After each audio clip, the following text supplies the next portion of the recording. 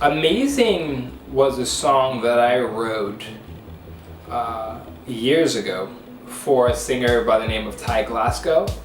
He has this amazing song called Solo. You can just search it up on YouTube, Ty Glasgow Solo, and he has like some other awesome songs too.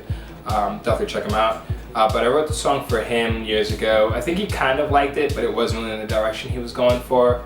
When I made the song, being that it wasn't for me, it definitely spoke about this braggadocious vibe that I just don't possess.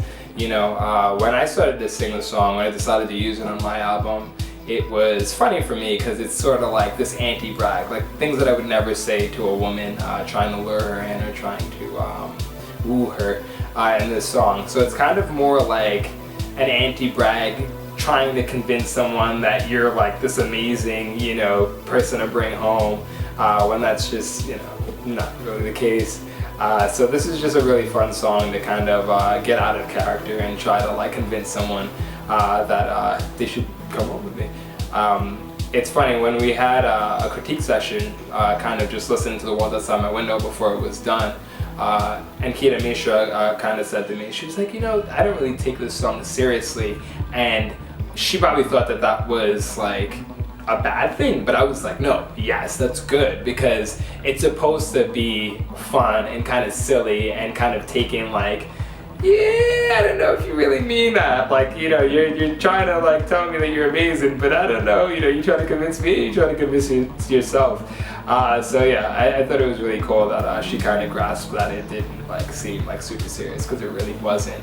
But this actually ended up being one of the last songs that I had to work on before the whole CD was wrapped up.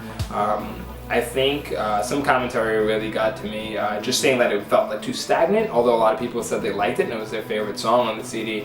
I wanted it to be dynamic. I feel like, you know, towards the end I do a lot of repetition with the choruses, just trying to really get that infectious chorus in your head. So I wanted to do something to change it up. So maybe, you know, a week before the album was released, I decided to change the second verse, and I made something that was really cool. Joe Wright and I kind of sat down and just, you know, just focused on making a cool variation to the second verse, and it ended up sounding pretty good in my opinion.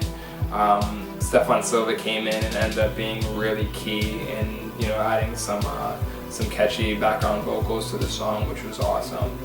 And yeah, you know, I think it came out pretty amazing, you know, and you know, it was the first real dance song on the album, kind of to close things up.